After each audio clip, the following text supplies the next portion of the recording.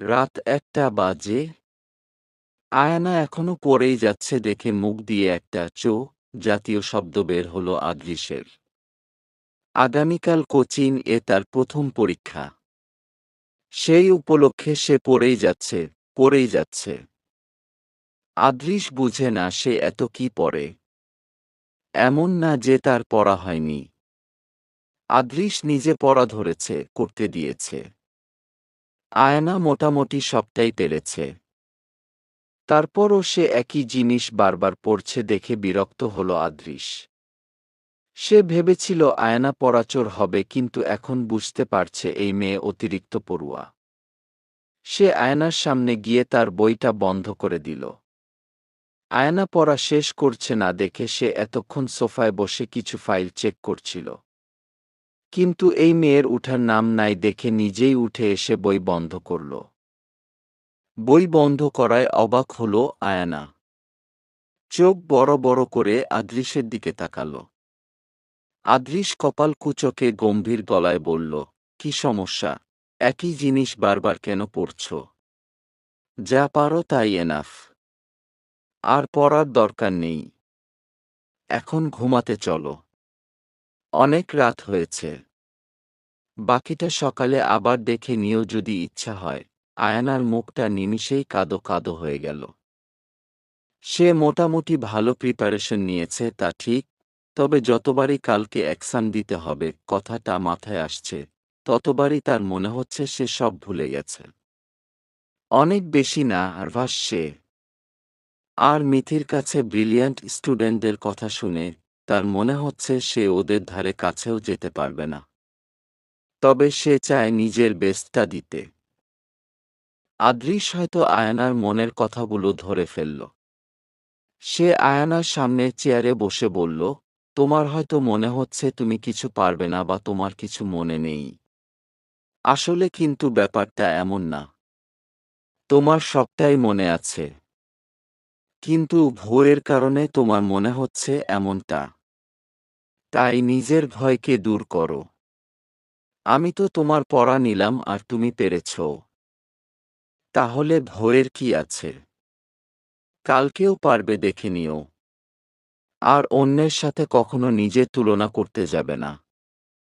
সবসময় এই কনফিডেন্স রাখবে যে, আমিই বেস্ট, আমি পারবই, দেখবে তুমি সব পারবে।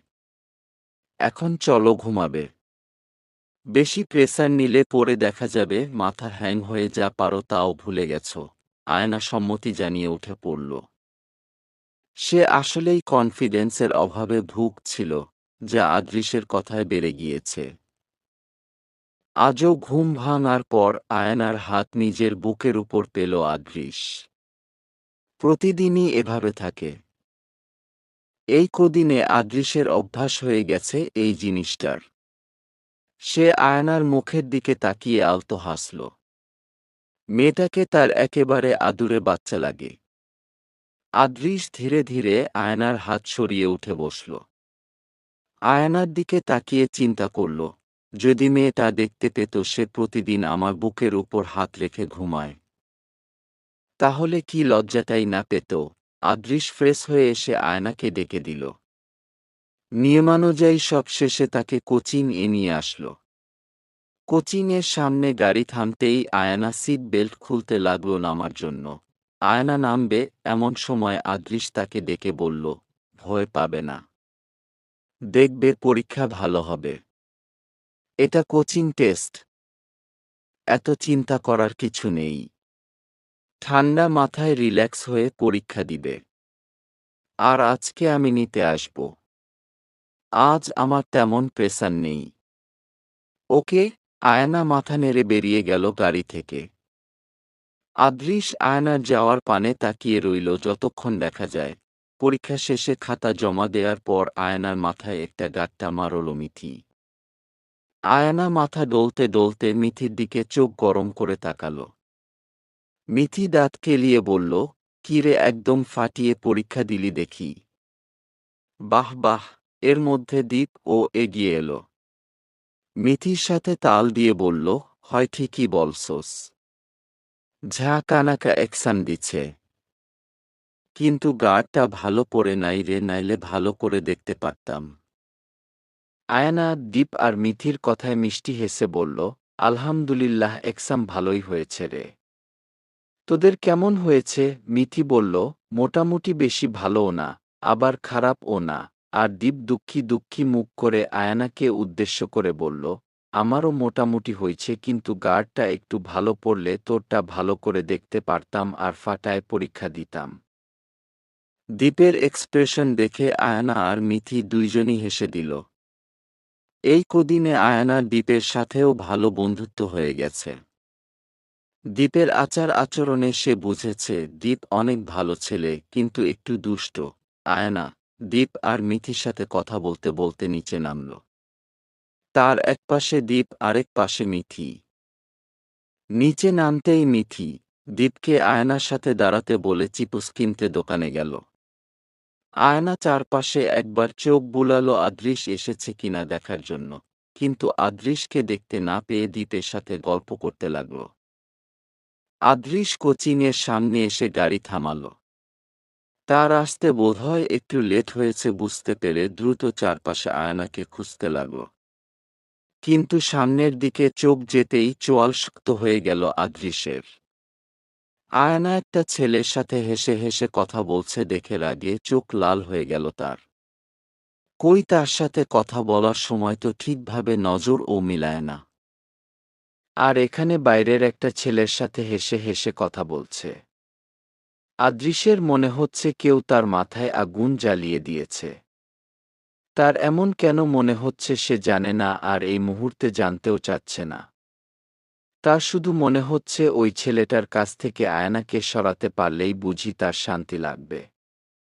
আদৃশ গাড়ি থেকে বেরিয়ে ধূপধাপ পা ফেলে চলল আয়নার কাছে।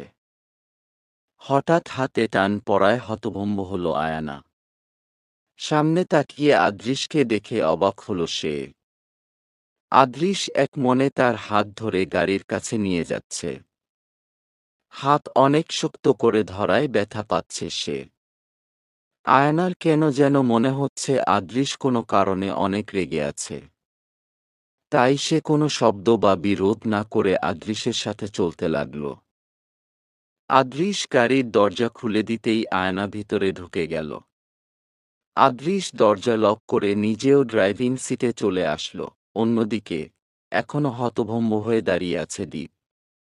সবকিছু তার মাথার উপর দিয়ে গেল।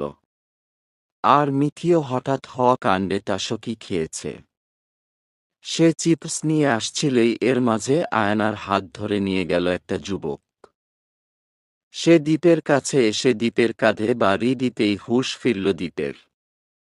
মিথি দীপকে বলল, দোস্ত, ওই হ্যান্ডু ছেলেটাকে রে? আর আয়নাকে এভাবে নিয়ে গেল কেন? দীপ কাঁধ উঁচিয়ে ঠোঁট উল্টে বলল, কি জানি, আমারও তো সব মাথার উপর দিয়ে গেল। হতে পারে আয়নার ভাই অথবা পরিচিত কেউ। দেখলি না আয়না তার সাথে চুপচাপ চলে গেল। মিথি দীপের দিকে তাকিয়ে বলল, হবে হয়তো কেউ। সে দীপের হাতে চিপসের প্যাকেটটা ধরিয়ে দিয়ে দুহাতে মুখ ঢেকে বলল, দোস্ত, আমি না ক্রাশ খাইছি। দীপ বাঁকা চোখে তাকিয়ে বলল, তুই তো উঠতে বইতে ওর উপর ক্রাশ খাইতেই থাকোস। এখন আবার কার উপর খাইলি? মিথি লজ্জা লজ্জা ভাব করে বলল, ওই যে ওই ছেলেটার উপর, যে আয়নাকে নিয়ে গেল। ইস্কি হ্যান্ডু ছেলেটা, হুদাই রাগতোরফা উলপ্যাচাল মাইয়া। দীপ কথাটা বলে একটু আগালো রিকশা ঠিক করার জন্য। মিথিও মুখ গোমরা করে দীপের পিছু নিল। মনোযোগ সহকারে কার ড্রাইভ করছে আদৃশ। আয়না বারবার কোনা চোখে আদৃশকে পর্যবেক্ষণ করছে। গাড়িতে ওঠার পর থেকে একবারও আদৃশ তার দিকে তাকায়নি, না কোনো কথা বলেছে। চুপচাপ ড্রাইভ করছে। কোনো কারণে চোখ মুখ লাল হয়ে আছে তার, তাই কিছুক্ষণ পর পর দেখতে লাগলো আয়ানা। নিজেও কোনো কথা বলল না। বাড়ির সামনে গাড়ি থামায় নামতে নিল সে। ছেলেটা কে ছিল? আদৃশের গম্ভীর কণ্ঠে পা জোড়া থেমে গেল আয়ানার। হঠাৎ কোনো ছেলে সম্পর্কে জানতে চাওয়ায় আদৃশের কথার মানে ঠিক বুঝে উঠতে পারল না সে। আদৃশের দিকে ঘুরে প্রশ্নবোধক দৃষ্টিতে চাইল। আয়নার কাছ থেকে জবাব না পেয়ে আরও রেগে গেল আদৃশ। রাগে চেঁচিয়ে উঠল সে, কথা কেন বলছো না স্টুপিড? কে ছিল ছেলেটা? আদৃশের চেঁচানোতে ভয়ে কেঁপে উঠল আয়না। এই বাড়িতে আসার পর থেকে আজ প্রথম আদৃশকে এতটা রাগ করতে দেখল সে। ভয়ে তার চোখে পানি চলে আসলো। কিন্তু আদৃশ আরও রাগ করবে ভেবে কাঁপা কাঁপা গলায় জিজ্ঞাসা করল, কোন ছেলে? আদৃশ জানে না তার এত কেন রাগ হচ্ছে। ইচ্ছা করছে আয়নাকে তুলে আছাড় দিতে, কিন্তু আয়না ভয় পাচ্ছে দেখে নিজেকে শান্ত করল আদৃশ। কপালে হাত ঘষতে ঘষতে বলল, যার সাথে হাহাহিহি করছিলে কোচিং এর নিচে দাঁড়িয়ে। আয়নার মুখটা হা হয়ে গেল। সে নিজের অবাক ভাব দূর করে মিনমিন করে বলল, ও দীপ। আমার সাথে পড়ে। আমার ফ্রেন্ড। আদৃশ নিজের রাগ নিয়ন্ত্রণ করে আয়নাকে বলল গাড়ি থেকে বেরিয়ে যেতে। আয়নাও দ্রুত গাড়ি থেকে বেরিয়ে আসলো। দৌড়ে বাড়িতে ঢুকে গেল। তার মনে হচ্ছে এতক্ষণ তার দমটা আটকে ছিল। সে বুঝতে পারছে না দীপের সাথে কথা বলার জন্য আদৃশ এতটা রিয়েক্ট করল কেন। আদৃশ গাড়ি থেকে বেরিয়ে গাড়ির গায়ে সজোরে আঘাত করল। নিজের চুল খামচে ধরে বলতে লাগল, কি হচ্ছে এগুলো আমার সাথে? ওকে একটা ছেলের সাথে কথা বলতে দেখে এত কেন রাগ হচ্ছে আমার? ওর ছেলে বন্ধু থাকতেই পারে, ও তাদের সাথে কথাও বলতেই পারে। কিন্তু কিন্তু আমার কেন সহ হলো না? কেন সহ করতে পারলাম না? কেন? কেন?